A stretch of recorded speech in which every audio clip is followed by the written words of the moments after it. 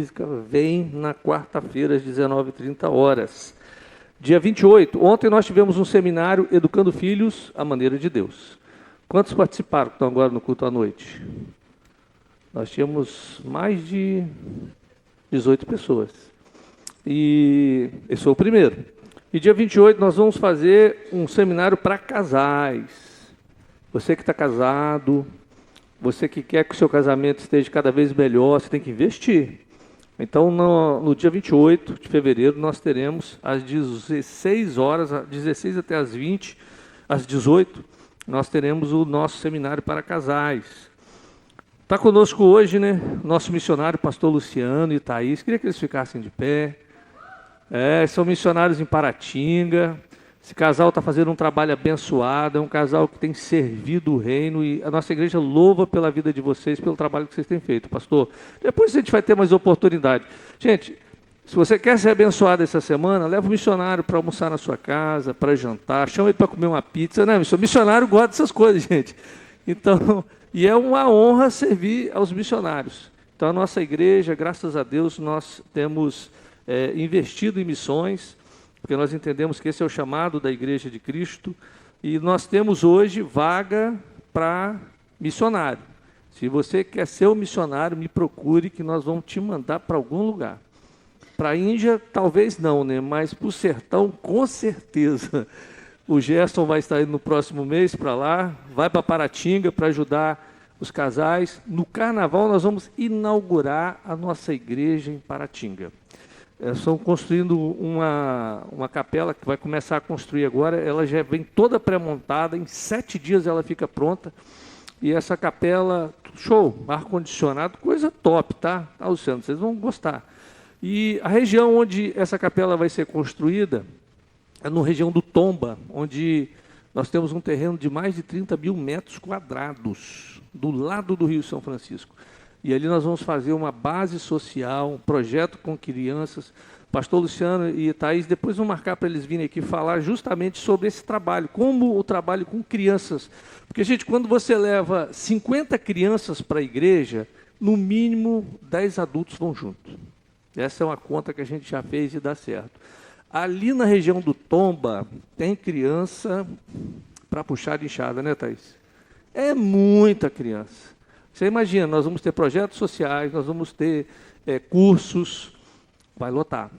Então, orem pelos nossos missionários, pelo trabalho que eles estão fazendo, que tem sido muito bom ali na região da Bahia. Glória a Deus por isso. Vamos lá para Gênesis capítulo 41, nós vamos ler do verso 39 ao 45. Hoje eu quero falar sobre José. E no Fala de José, eu quero falar um pouco sobre amargura, porque às vezes nós não temos prosperado, porque nós temos um coração amargo. E uma coisa que eu aprendi, eu quero te passar nessa noite, é que a amargura, ela pode passar de uma geração para outra. Uma família amargurada, um pai amargurado, vai gerar filhos amargurados. Então, em nome de Jesus, nessa noite, nós vamos quebrar isso, porque nós estamos falando sobre bênção. Nessa série de mensagem, nós estamos falando sobre a bênção ou a maldição. É uma escolha nossa, cada dia. Então, Gênesis, no capítulo 41, de 39 a 45, diz assim: Disse, pois, o faraó a José: Uma vez que Deus lhe revelou todas essas coisas, não há ninguém tão criterioso e sábio como você. Você terá o comando de meu palácio, e todo o meu povo se sujeitará às suas ordens. Somente em relação ao trono serei maior que você. E o faraó prosseguiu: Entrego a você agora o comando de toda a terra do Egito. Em seguida o faraó tirou do dedo o seu anel selo e o colocou no dedo de José. Mandou-o vestir linho fino e colocou uma corrente de ouro em seu pescoço. Também o fez subir em sua segunda carruagem real, e à frente os arautos iam gritando: Abram caminho. Assim José foi colocado no comando de toda a terra do Egito. Disse ainda o faraó a José: Eu sou o faraó, mas sem a sua palavra ninguém poderá levantar a mão, nem o pé em todo o Egito. Faraó deu a José o nome de Zafenate Paneia, e lhe deu por mulher Azenate, filha de Potifera, sacerdote de On. Depois José foi inspecionar toda a terra do Egito. Olha, quanto mais a gente lê sobre a vida de José, e pode jogar o slide aí, nós vemos que José, ele venceu a amargura. Nós vamos falar um pouco sobre a história de José e como nós podemos transformar esses traumas geracionais numa herança de esperança. Porque, queridos, às vezes nós paramos e pensamos, por que a minha vida não vai? Por que eu não consigo me libertar? Por que eu estou preso na bebida? Por que eu estou preso no vício? Por quê? O que me prende? Às vezes não foi algo que você fez, foi algo que alguém fez lá atrás. A iniquidade, ela vem de geração em geração. E nós temos a opção de quebrar a iniquidade na nossa geração. E, queridos, essa é uma palavra, pode ir para o terceiro slide, né? A história de José é uma história que me fascina. E o que nós herdamos, né? Uma palavra sobre herança e legado. A ideia bíblica sobre herança é que ela pode ser transmitida. Pode tocar, tá bom, Rafael. Rafael é fera, né? Eu não conheço ninguém que não gosta de Rafael, né, Rafael? Rafael, a primeira vez que a gente foi no sertão, né? Rafael chegou, um grupo dos urbanos, aí falou, a gente quer fazer um trabalho de missões. Eu falei assim, vamos para o sertão.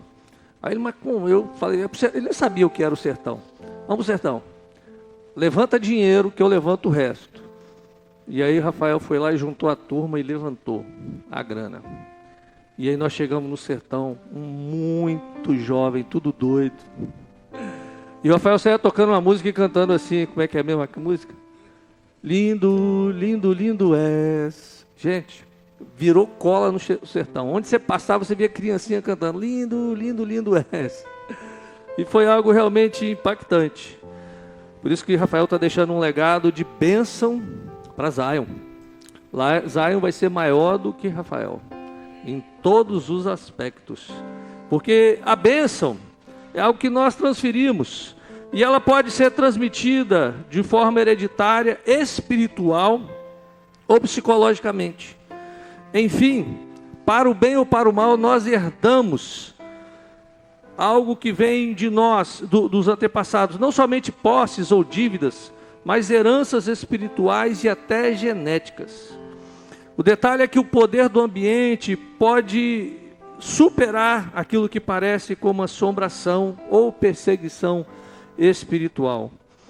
Ao longo de todas as décadas, essas décadas que a gente está liderando a igreja, nós temos visto pessoas que elas se sentem perseguidas e que algo tenta impedir. Você vê que é uma pessoa que tem potencial, uma pessoa que trabalha, uma pessoa que se esforça, mas o esforço das suas mãos não prosperam.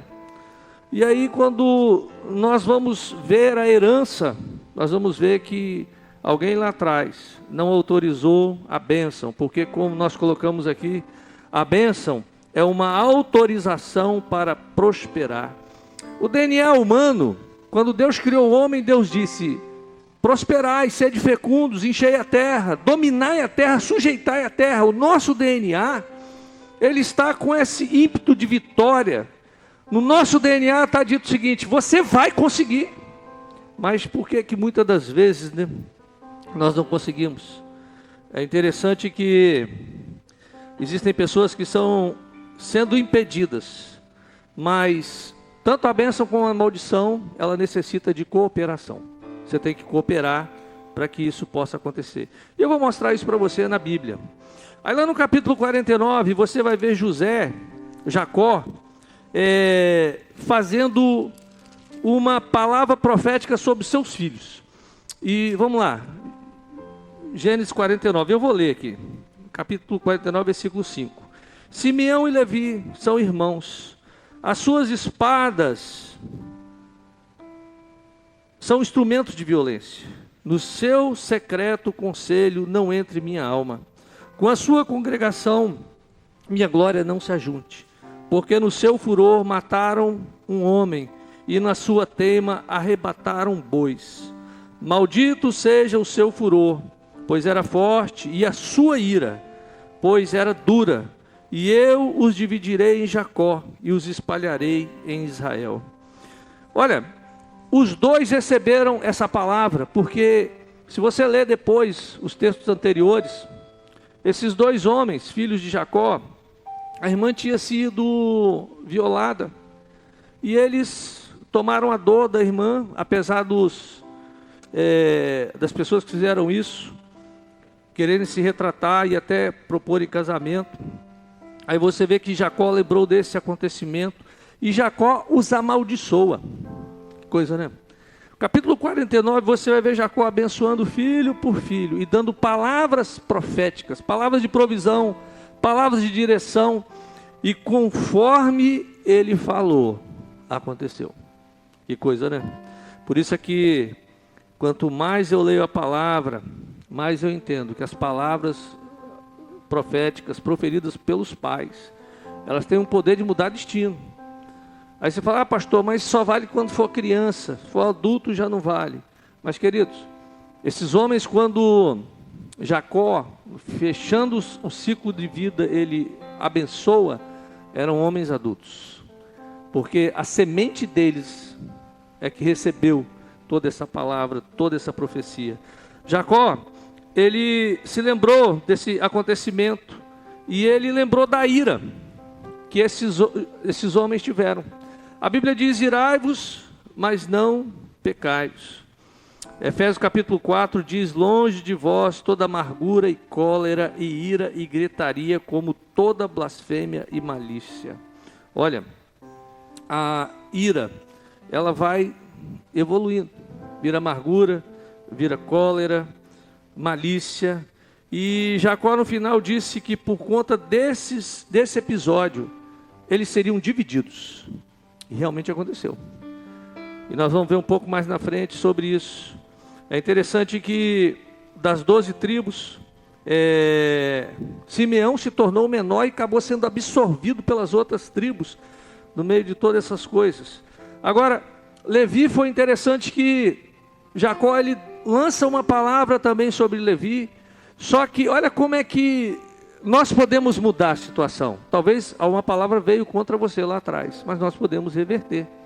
Levi, a Bíblia diz que, a tribo de Levi, diz que quando Moisés sobe ao monte para receber os mandamentos, as tábuas da lei, Arão não sabia muita coisa sobre essa questão espiritual, ficou preocupado, e o povo fez um bezerro de ouro. E quando Moisés chegou, é interessante que Moisés, né, ele tem uma crise de ira, né? Cara, eu fico imaginando, ele estava com as 2 tábuas da lei, escritas pela mão de Deus. Deus escreveu nas pedras e entregou a Moisés. Gente, eu fico imaginando, se essas placas estivessem hoje, seria o ponto de convergência, porque tanto o muçulmano como o cristão e o judeu têm a mesma história. Nós cremos da mesma forma nas coisas. Seria a coisa mais preciosa da terra, seria as tábuas da lei. Aí sabe o que acontece? Quando Moisés desce, ele chega lá embaixo e vê o povo dançando em volta, fazendo tudo aquilo que se fazia no Egito. A Bíblia diz que ele pega e quebra as tábuas, ele joga no chão. Ira. Gente, quantas vezes na ira eu já vi gente bater no carro do outro, já vi gente quebrar uma televisão último modelo, caríssima. A ira fez Caim matar Abel. Coisa, né? Então por isso que a palavra diz, irai-vos, mas não pecai-vos. E aí na hora que acontece isso, o povo na idolatria, e Moisés fala o seguinte, olha, quem está do lado do Senhor se levante comigo. A tribo toda de Levi se levanta. Foi a primeira tribo a se levantar. Ali eles quebraram um ciclo de maldição que havia sobre a vida deles. Eles não receberam porção de terra, mas se tornaram sacerdotes diante do Senhor. Pode ir para o 4º slide, Gui. Olha, Levi, ele virou a chave por uma atitude radical de obediência. Corrigiu sua trajetória. Simeão não foi capaz de fazer. É interessante que eu estava lendo sobre isso e eu vi uma pesquisa que foi feita numa universidade lá dos Estados Unidos sobre essa questão do legado invisível, o ressentimento. E alguns cientistas, eles pegaram alguns corvos e alguém já viu um corvo? Pelo menos no filme, né? Você já deve ter visto um corvo. E eles pegaram corvos. Só que todos os homens que estavam pegando os corvos estavam com a máscara do Shrek, o ogro. Estava todo mundo disfarçado de ogro. E eles capturaram vários corvos. E o tempo passou muito tempo. E o que aconteceu? Toda vez que alguém chegava naquela região com a máscara do Shrek, os corvos atacavam. Corvos que não tinham visto as pessoas serem presas, ou os corvos sendo presos por pessoas, mas o legado passou nas gerações dos corvos. É interessante, quando eu estava vendo essa pesquisa, né, não tinha nada a ver com o que eu estava pensando, mas esse cientista, ele fala o seguinte: olha, o medo e a ofensa são transmitidos pela cultura. Esse fenômeno explica muito sobre nós, seres humanos. Nós guardamos ofensas e a transformamos em heranças emocionais. Traumas coletivos são transmitidos pela cultura, pela epigenética. A epigenética são as memórias que se escondem dentro do nosso DNA, a nossa genética. Às vezes fala, mas pastor, esse negócio... Gente, está na Bíblia. Está na Bíblia, a gente tem que mostrar como a Bíblia fala sobre isso, né? Então, emoções fortes, fatores externos, traumas podem ativar ou silenciar genes, sem alterar a sequência do DNA. Guerras profundas, olha, eu estava vendo, o árabe e o judeu, é um negócio incrível, eles se odeiam. Alguns se suportam. Eu tive o privilégio de ir no Egito, e eles suportam Israel, mas eles não gostam deles. Mas de onde começa esse negócio? Lá atrás, essa confusão foi estabelecida. Aí você vê, a criança já nasce odiando. Ele já nasce odiando. Você já viu isso acontecer? Já viu pessoas que nascem com ódio de coisas, de pessoas, desse tipo de coisas?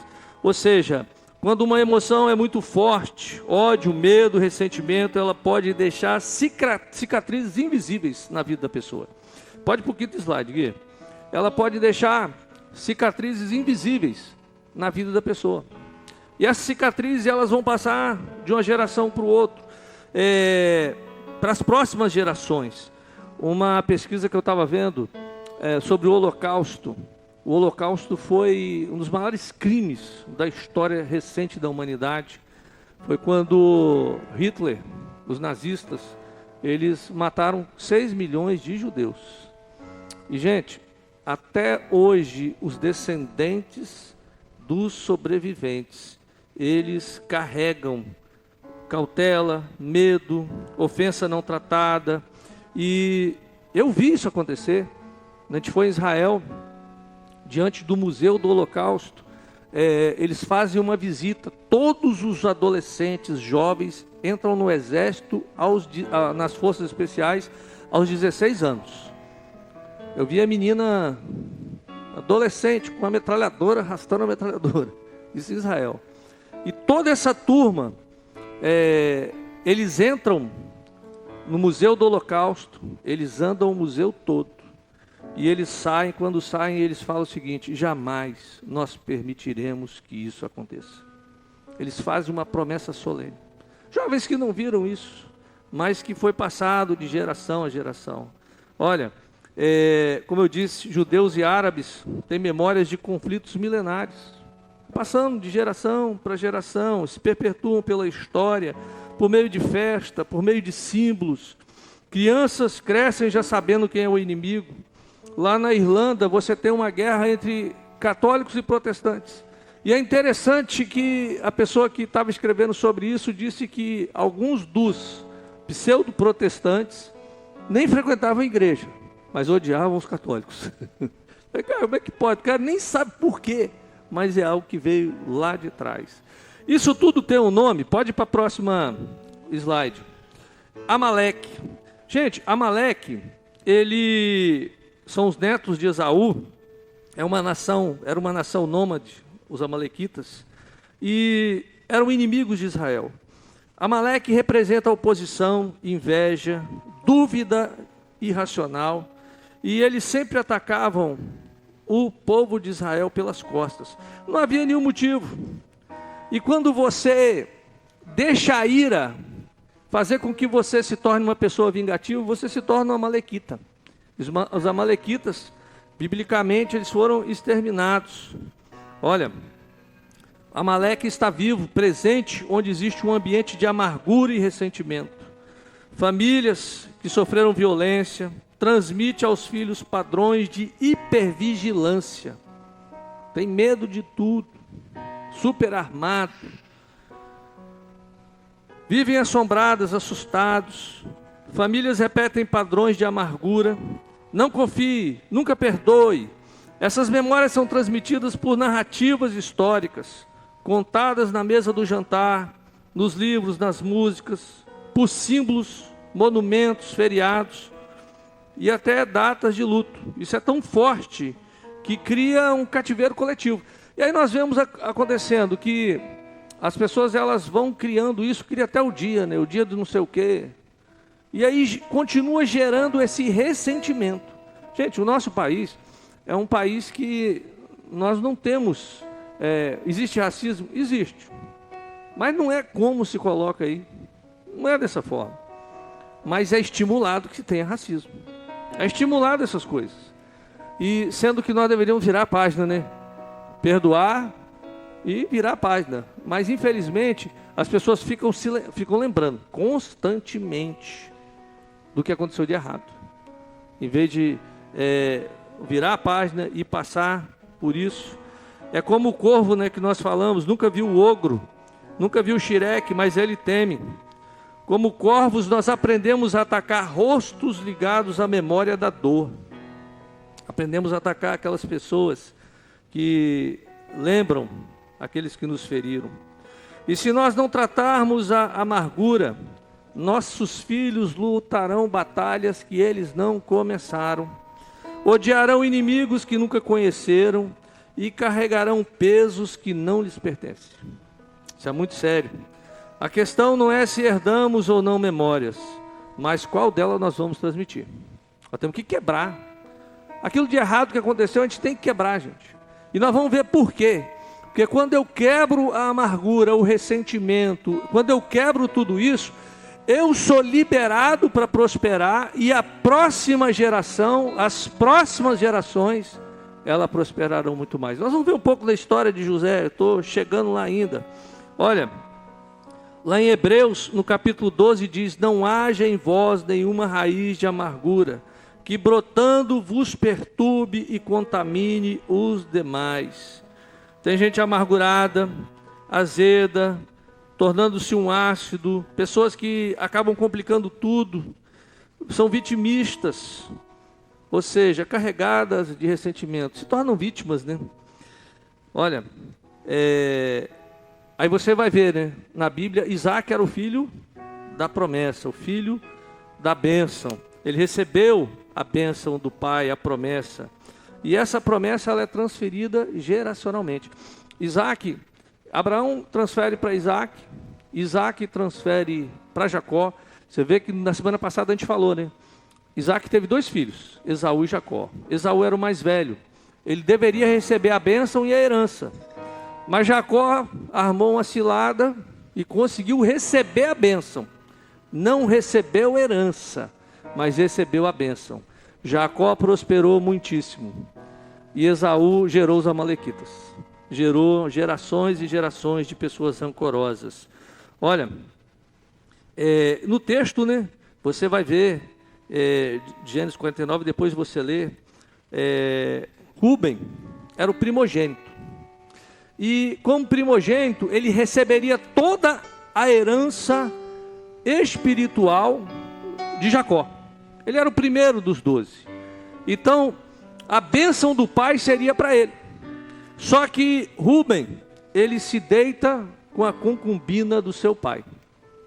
E aí Jacó lança uma palavra sobre a vida dele.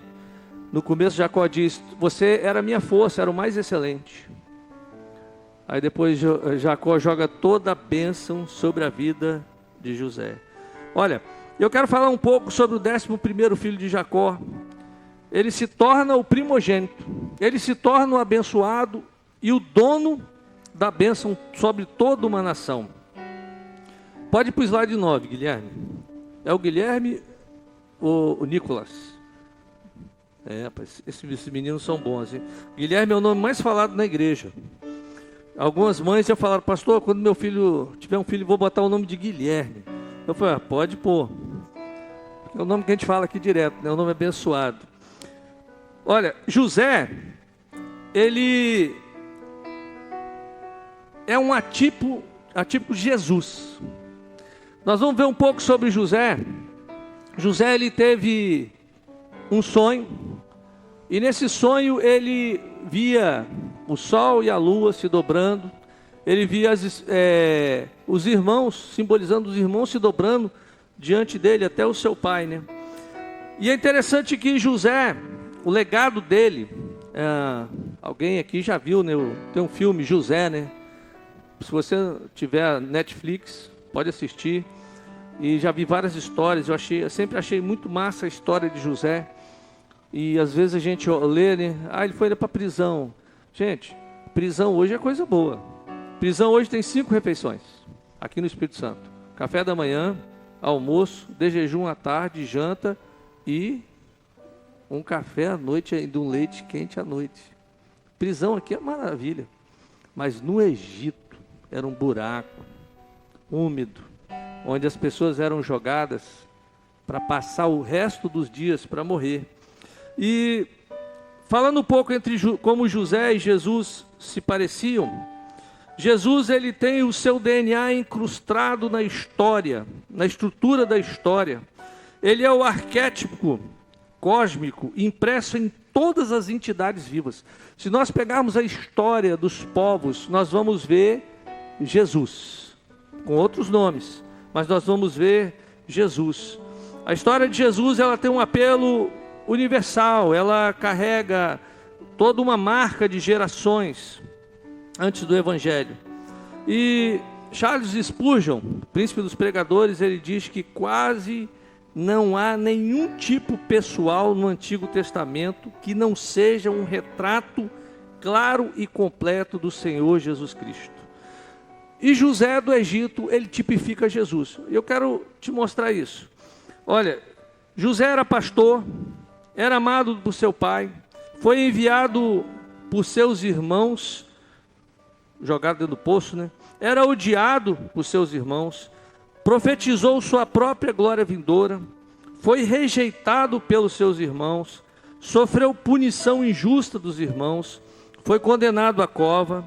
José, embora líder, e soubesse que ele deveria ser deveria ser um dos líderes da casa, ele foi vendido por moedas de prata, como Jesus foi vendido por Judas. Foi entregue aos gentios, foi considerado morto, mas ressuscitou do poço. José foi para o Egito. José foi feito servo, foi severamente tentado e não pecou. Você imagina, um adolescente, com todos os hormônios à flor da pele, a esposa do general tenta seduzir ele. Gente, ele tinha tudo para errar. Primeiro, estou longe de casa, estou revoltado com a minha família, o meu Deus me esqueceu de mim. Ele tinha tudo, todas as desculpas para dar, mas ele não negou a fé dele. E às vezes nós vemos pessoas que não conseguem segurar no namoro, né? Tem jovens que não seguram. José, ele tinha tudo para pecar, mas ele decidiu que ele não iria contra o seu Deus. Foi lançado na prisão, foi falsamente acusado, não teve defesa diante de falsas acusações, assim como Jesus. foi lançado na prisão e contado entre os pecadores e criminosos. Até isso, você vê que José foi jogado na prisão e dois se tornaram próximos dele, o copeiro e o padeiro. O padeiro foi morto, o copeiro foi salvo. Até isso, né? Jesus na cruz, um foi salvo e outro não foi. José, ele trouxe uma mensagem de libertação na prisão. Ele queria ser lembrado, foi demonstrando que José tinha sabedoria divina, por isso que ele foi lembrado pelas pessoas. Ele foi reconhecido como tendo o Espírito de Deus. Que coisa, né? Faraó fala, você tem o Espírito dos deuses. Coisa fantástica. Queridos, Deus, ele só compartilha sonhos com pessoas que têm um coração para ele. Às vezes nós queremos ter visões, mas só se nós tivermos o coração voltado para o Senhor. José, é interessante que 15 minutos mudaram a história de José. José, ele foi lançado na prisão, passa muitos anos na prisão, ele foi para o Egito com mais ou menos 17 anos, 13 anos depois, aos 30 anos, como Jesus começa o ministério, José começa a grande obra da sua vida. Pode ir para o slide 12, Gui. José abençoou, como Jesus é o pão da vida, José abençoou o mundo com pão. José se tornou a única fonte de pão para o mundo, assim como para nós Jesus é a única fonte de pão. Jesus é o pão da vida, amém? É aquele que sacia a nossa fome, e José foi aquele que saciou. O mundo foi instruído a ir até José, ou seja, todas as pessoas são instruídas a ir até Jesus e fazer tudo o que Jesus disser, assim como Faraó disse para José, olha, ninguém é menor do que eu. Se é levantar a mão ou o pé, só se você autorizar, você tem toda a autoridade. Os irmãos de José, eles foram obrigados a deixar a sua própria terra. E em sua segunda aparição, José reconheceu os seus irmãos, mas José não foi até os seus irmãos. Ele precisava que eles se arrependessem, né? Porque o arrependimento é o que traz cura, é o que traz restauração. E ele abençoou os irmãos sem que eles soubessem. É interessante que os irmãos que o jogaram no poço, José dá pão para os irmãos. Eu fico imaginando, quando eu vi o filme pela primeira vez, quando eu li o texto, eu falei assim, nossa, é assim, vai além do além. Vai além do além. Ele deu pão para aqueles que tramaram a sua morte. Que coisa, né? José, ele deu a seus irmãos um caminho de libertação por meio da substituição. A segunda vinda, né, de José aos seus irmãos também teve duas aparições, assim como Jesus. José se deu a conhecer aos seus irmãos na sua segunda aparição. José foi revelado como um homem compassivo. Os irmãos de José se arrependeram de rejeitá-lo com grande espanto e lágrimas. É a profecia do Antigo Testamento, que eles vão chorar aqueles que o traspassaram. Slide 15, Guilherme. José não permitiu comunhão, como correr juntos com seus irmãos até que eles se arrependessem. Para ter comunhão com Jesus, nós temos que nos arrepender dos nossos pecados. Tem que ter arrependimento, senão não tem comunhão. José, ele se revela aos seus irmãos, e os irmãos de José saíram para proclamar a glória de José. Voltaram para casa, pai, você não imagina o que aconteceu, José está vivo, e José é o governador do Egito. Que coisa, né? Você vê, Deus é o maior, Jesus está abaixo, assim como o Faraó era o maior, José estava abaixo. Você vê que como tipifica José e Jesus no Antigo Testamento. José, ele é uma tipificação do Messias. A Bíblia aponta para Jesus. Jesus é o personagem central da Bíblia. Se você ler de Gênesis, Apocalipse, Jesus está ali, porque ele é o noivo de Cantares. Ele é o libertador, Ele é o Rei, Ele é o Senhor. Efésios diz que todas as coisas devem orbitar e se centralizar na pessoa de Cristo. Ele é o caminho, a verdade e a vida, e ninguém vai ao Pai senão por Ele. Não existe outro nome dado entre os homens, abaixo dos céus, pelo qual importa que sejamos salvos. Não existe outro mediador entre Deus e os homens, senão Jesus Cristo, o homem. A Bíblia diz que todo joelho se dobrará e toda língua confessará que Ele é o Senhor, para a glória de Deus Pai. Olha, na história de José, é a história de todos os heróis. Queridos, não existe herói sem perda e traição. Todo mundo já viu os filmes da Marvel, né? O Super-Homem. Todo herói só é herói porque teve alguém que traiu. Todo herói só é herói porque venceu a si próprio. Porque se você não vencer a você próprio, ao seu caráter, aos seus problemas, você nunca conseguirá ser um herói. Todo herói tem perdas, sem traições, sem ataques pelas costas, sem superação sobre-humana, não vai ter vitória final. O que cada um de nós faz com a decepção, com a dor, com o sofrimento, é aquilo que vai definir as últimas instâncias da nossa vida. É como nós lidamos. Heróis são heróis porque superaram suas contradições. Vilões são vilões porque foram vencidos pelo ódio. Deixaram o ódio falar mais alto. Aí se tornam uma geração de Amaleque. E Amaleque, esse espírito, ele continua em várias gerações. Gerações de homens e mulheres. Aí nós vemos José. José, ele casa quando o faraó, pode ir para o slide 17 e 18. Faraó chega para ele e fala o seguinte: olha, você vai ser o maior. E o cara já fez tudo, fez casamento, fez tudo. Deu uma mulher para ele e falou: olha, você manda agora. E a Bíblia diz que José teve 2 filhos. Com Zenate, né, a sua esposa. É um bom nome, tá? Para quem for ter filha, mulher, pode botar esse nome, Zenate. Eu achei um nome interessante, né? E o primeiro filho, primogênito, ele chama Manassés. Que coisa, né? Aí começa o processo de cura. Porque Manassés tem a ver justamente, Deus me fez esquecer de todos os meus trabalhos e de toda a casa de meu pai. Segundo filho, ele pôs o nome de Efraim, pois ele disse: Deus me fez próspero na terra da minha aflição. Para que venha prosperidade, tem que haver esquecimento. Se você não esqueceu o que fizeram de errado com você, Efraim não nasce. Para que Efraim nasça, Manassés tem que nascer primeiro.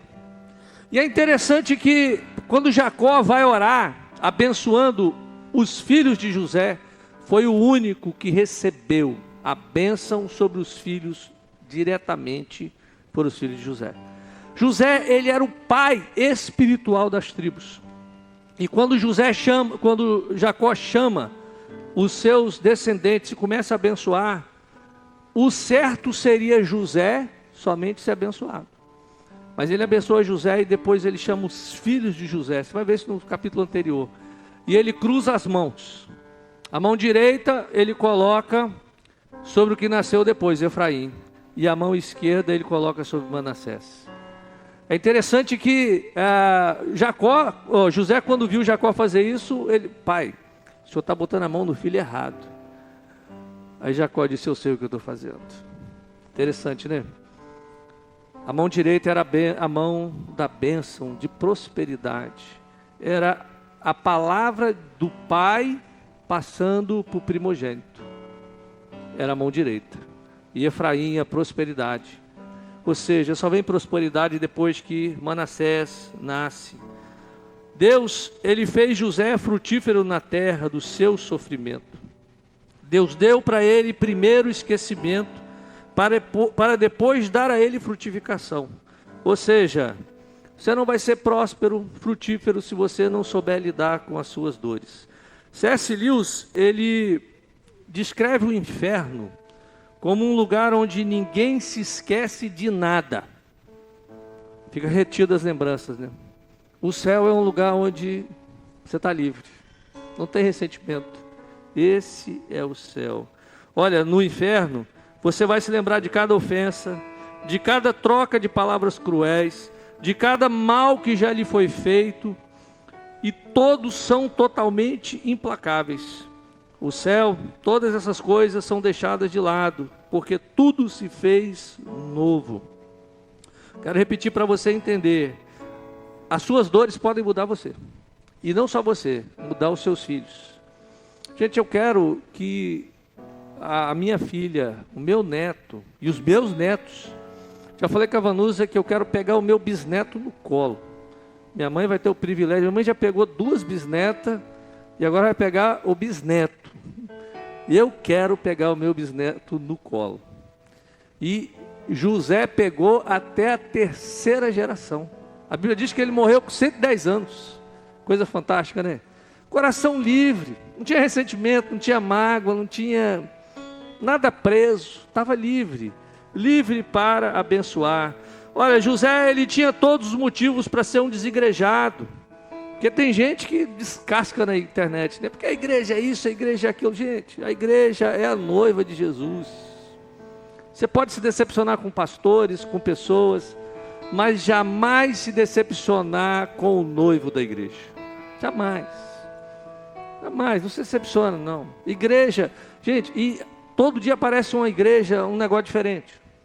Olha, a gente tem que seguir a palavra. O que a Bíblia diz, você faz. O que a Bíblia fala, é a verdade. Nós seguimos a palavra. Nós seguimos a Bíblia. Mas nós não falamos para ninguém que a nossa igreja é a única verdadeira. Porque ela não é. Ela não é uma denominação. Agora, a igreja de Jesus, que é composta de pessoas de várias denominações, ela é a noiva do Senhor. Por isso que eu e você, nós não podemos deixar de congregar, gente. Congregar é conhecer pessoas, é se decepcionar com pessoas, é se alegrar com pessoas, isso é congregar. Olha, tem gente que vai te fazer tudo para te tirar a paz. Uma pessoa falou comigo o seguinte: nossa, pastor, eu achei que na igreja só tinha anjo. Eu falei assim, rapaz, o diabo é o primeiro a ir para o culto. E ele só sai depois que o zelador ativa o alarme da igreja. Então ele está lá. Hoje eu estava conversando com um pastor, eu tive o privilégio de almoçar com vários pastores hoje, e a gente falando de missões, né, foi um almoço muito agradável. E um amigo nosso, pastor Pedro, ele fizeram um templo muito grande agora, e ele falando, poxa, culto domingo, igreja cheia, e a gente tem um diácono na igreja, ele é líder de equipe, e ele é aquele cara que abraça, aquele cara acolhedor, aquele cara amoroso. E aí tinha uma criança que estava correndo em cima das cadeiras, o pessoal cantando e o menino correndo. Aí ele chegou e abraçou a criança, aquele abraço, né, por trás abraçando, ô meu amado. A mãe do menino viu, tá tocando no meu filho sem autorização. Aí ele, todo sem jeito, foi lá, tocou no casal. Ô gente, me perdoa. Tocou em mim. Aí fez um escândalo. A mulher falou, aí ele falou assim, pastor, que tristeza, semana toda triste. E esse irmão falou, pastor, eu não vou botar mais a camisa da equipe não. Porque ele pensou, as pessoas, esse casal vem aí de novo, aí já me cria problema. Você vê, né? É a igreja, desde a igreja. Então nós não podemos pensar que são os santos que estão vindo, não. Tem gente complicada, mas é para isso que o Espírito Santo está aí. É por isso que o Espírito Santo trabalha nas nossas vidas. Olha, José foi jogado na cisterna pelos próprios irmãos. Ele poderia ser um amargurado, um ressentido, um homem ferido, um adolescente traído pela família, vendido como escravo a uma terra estrangeira, colocado em um mercado de escravos, como um objeto, uma mercadoria, vendido. Imaginem, teve que aprender um outro idioma. Aquele que era servido, tinha servos, ele agora passa a servir, limpar a mesa, limpar o chão. E a Bíblia diz que ele começa a prosperar na casa de Potifar, começa a ser assediado, e ele foge da presença da mulher para não quebrar os seus princípios. E fazendo tudo certo, ele é jogado na prisão. É a hora que a pessoa para e fala: Deus, aonde o Senhor está? Deus, por quê? Por que o Senhor me desamparou? Fiz tudo certo, te honrei. Olha, parece que tudo estava dando errado para esse rapaz. Slide 18 e 19, Guilherme. O tempo passa na prisão, e o que acontece?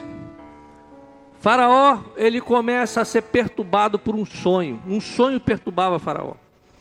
E a Bíblia diz que Faraó estava inquieto, os sábios, os príncipes, ninguém conseguia dizer o que era. E como José interpretava sonhos na prisão, mesmo na prisão, o dom dele era usado. Gente, nós recebemos dons, nós não podemos nos calar. Às vezes Deus chega para você, te dá um sonho, te dá uma visão. Aí o que muitas vezes nós falamos? Nós nos calamos, né? Nós não falamos. Essa semana eu tive uma experiência muito forte. Eu, dormindo, tive um pesadelo.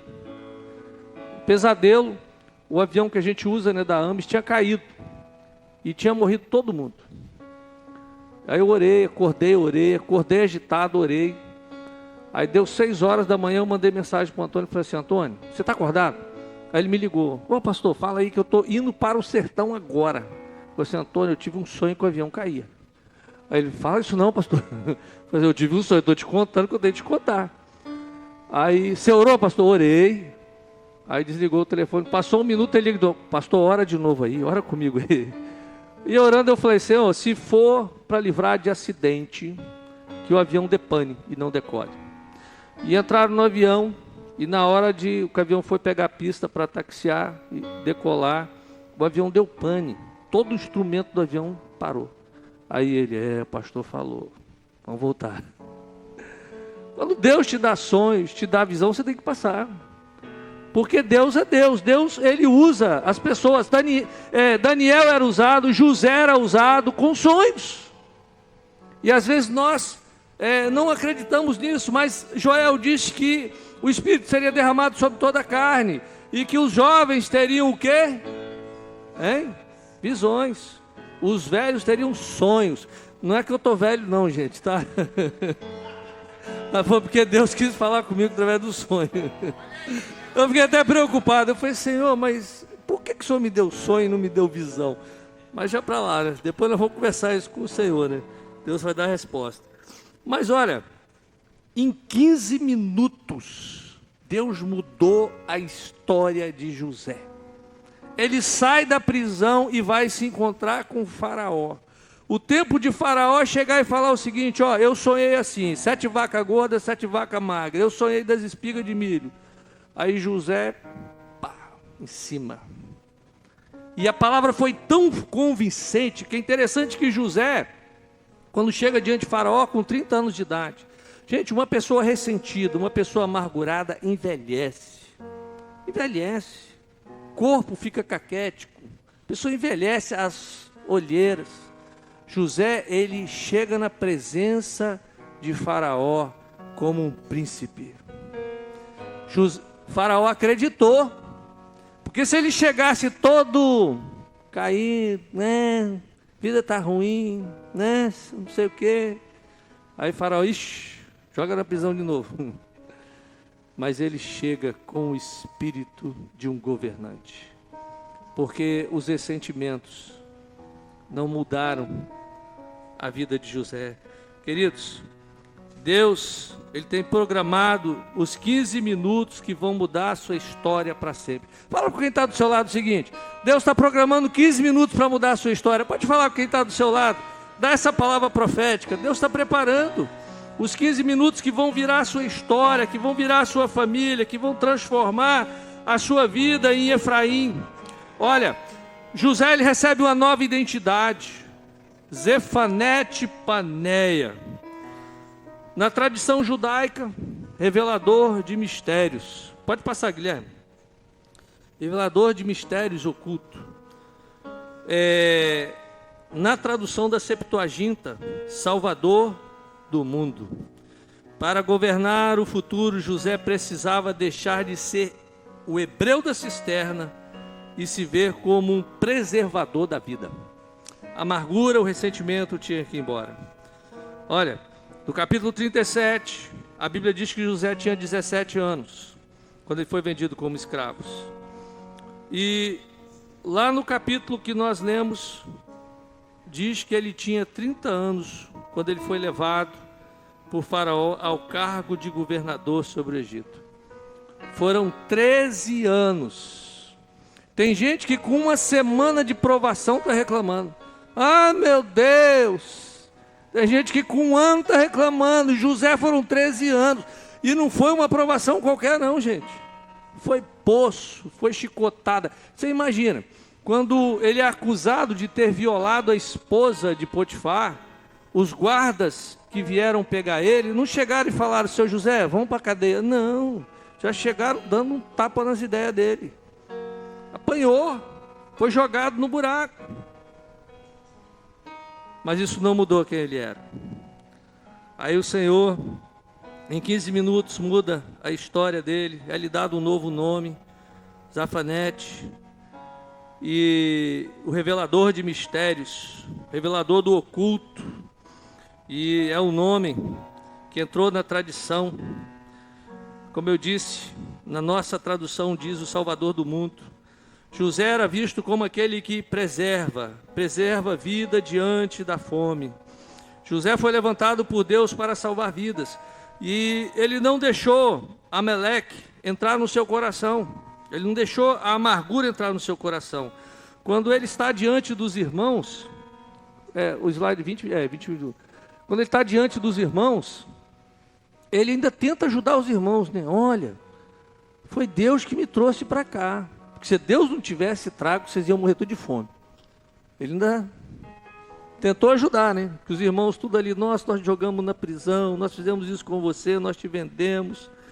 E ele agora, ele tinha um poder. A Bíblia diz, o texto diz que ele podia mandar matar. Ele tinha a vida e a morte na mão. Uma pessoa ressentida com tanta responsabilidade, o que faz? Foi o que Hitler fez, matou mais de 7 milhões de pessoas. Só na Rússia foram mais de 1 milhão. E mais de 6 milhões de judeus, sem contar no resto do mundo. Uma pessoa ressentida com poder, ela acaba com quem está próxima dela. O ressentimento faz com que essa pessoa transpira ódio, vingança, veja perseguição em tudo. Olha, estão me perseguindo, estão falando de mim, estão fazendo isso. Às vezes não foi você que gerou o ressentimento, mas veio lá de trás, né? Você está colhendo aquilo que o seu pai não quebrou, aquilo que a sua família deu para você. Queridos, Satanás continua recrutando os feridos e os ressentidos para o seu lado. O apóstolo Paulo diz, nada temos trazido ao mundo, nem coisa alguma podemos levar dele. E uma coisa interessante, não é o legado que nós trouxemos ao mundo, e nada levaremos, mas a grande questão é o que você vai deixar. Não é o que você trouxe, não é o que você vai levar, o que você vai deixar na terra, com seus filhos, com a próxima geração. E o texto é tão interessante, né, que Potifar o casa com a filha de um sacerdote egípcio. Que coisa, né? Zenate, o nome dela, Azenate. Coisa interessante, ou seja, uma aliança improvável. Uma aliança entre um descendente de Abraão, do único Deus verdadeiro, uma aliança com a filha de um sacerdote de ídolos. Deus vai trazer alianças improváveis para te abençoar. Cuide disso. Alianças improváveis vão acontecer na sua vida e vão fazer você prosperar nessa terra. Amém? Você crê nisso? Amém? Nascem 2 filhos a José no Egito. Embora ele tenha alcançado grande glória no Egito, teve a sua esposa, José nunca esqueceu da herança dos seus pais. O que José faz? Manassés e Efraim são nomes hebraicos. Ele não coloca nome egípcio, porque ele sabia que ele estava de passagem pelo Egito. Olha, nós não podemos nos esquecer daquilo que Deus tem para nós. Não existe Efraim sem Manassés. Não existe prosperidade sem cura. Seus resultados, queridos, estão chegando. E existe uma mesa preparada para você, preparada na presença da esposa de Potifar, aquela que o enganou, dos seus irmãos que te colocaram na cisterna. Deus tem uma mesa preparada na presença dos teus inimigos. Eu vou parar por aqui. Eu poderia falar mais uma hora, mas vou parar por aqui por causa do horário. Temos o culto agora às 8 horas em inglês. Eu queria que você ficasse de pé. Talvez você tenha vivido uma vida de ressentimento, de amargura.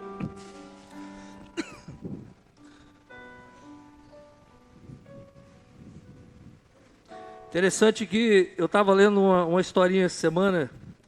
O vovô, um avô, ele estava com o seu neto. E o seu neto perguntou: vovô, o que o senhor vai me deixar?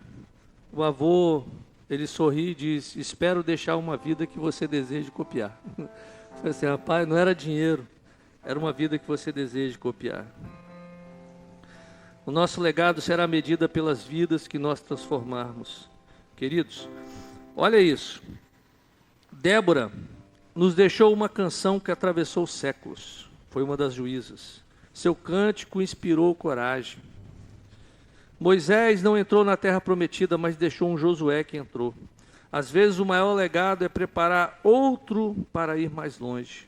Mordecai, o legado dele foi uma influência silenciosa que salvou uma nação. Nikola Tesla morreu pobre e esquecido, mas foi o cara que fez a gente ter hoje a energia de corrente alternada. Beethoven, ele ficou surdo, e quando ele compõe a 9ª sinfonia, ele rege a 9ª sinfonia sem estar ouvindo nada. E quando ele termina, ele se vira para ver a reação das pessoas, porque ele não estava ouvindo. Que coisa, né? Algo fantástico isso, ou seja, não são os aplausos. E o mundo continua ouvindo até hoje a 9ª sinfonia de Beethoven. Tem pessoas como Rosa Parks. Olha, a história dessa mulher, ela me fascina. Uma mulher simples, uma mulher que trabalhava na casa dos outros. E nos Estados Unidos havia uma segregação racial muito forte em alguns estados. E nos ônibus, alguns lugares eram só para pessoas de cor branca. E quem era negro tinha que sentar lá atrás. E se a pessoa tivesse sentado e chegasse um branco, ela tinha que levantar. Podia ser a mulher que fosse, estava grávida, idoso, tinha que deixar um branco sentar.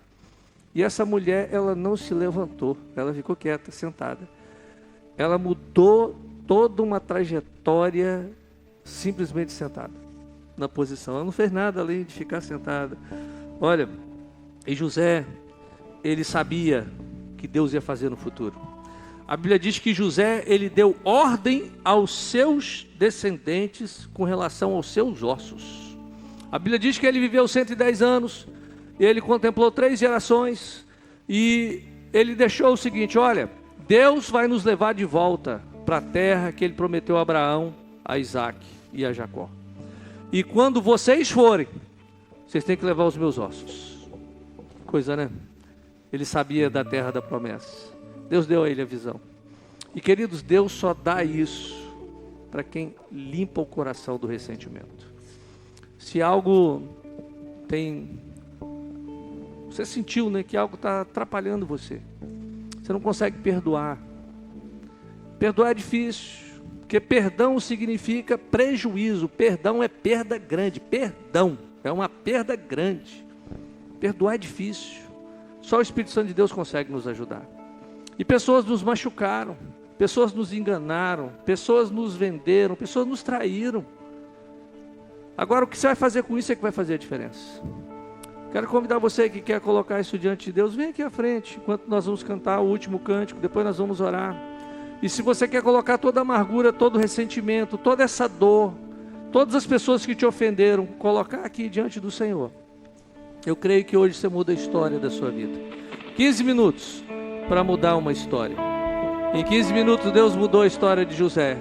E em 3, 4 minutos Ele vai começar a mudar a sua história essa noite.